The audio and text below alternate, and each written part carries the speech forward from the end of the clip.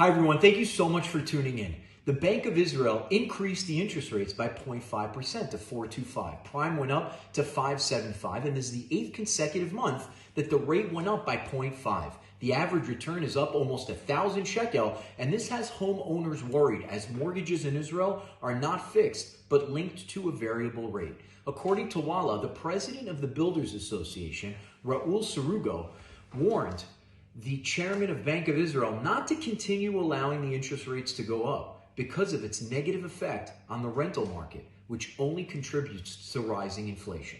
In other words, Sarugo sees a direct correlation between the increase in interest rates and the increase in rental rates. According to the Central Bureau of Statistics, since May, which was when the interest rates started climbing, the overall rental rate index on new leases increased by 7.9%. I can personally verify that when our mortgage went up on an investment property we purchased pre-construction, we marketed and secured a much higher rental rate than our initial business plan projected. If you own an investment property and are now paying a mortgage of 5,000 shekel instead of 3,000 or 7,000 instead of 5,500, that hot potato gets passed on to the tenant. Sarugo goes on saying that there's an absurd situation going on where the Israeli central bank is increasing interest rates in an attempt to stop the increase in the consumer price index.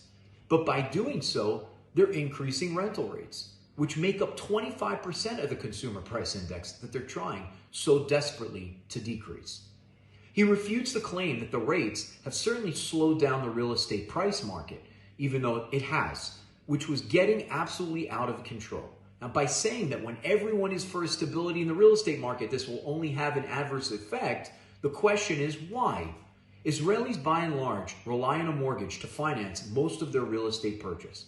As rates increase, those buyers either will have a harder time qualifying or will need more personal equity because their salaries simply fall short of the increasing rates. However, there are other factors, and that's what the president of the Builders Association is trying to point out. Though I personally doubt his true concern is for the poor tenants.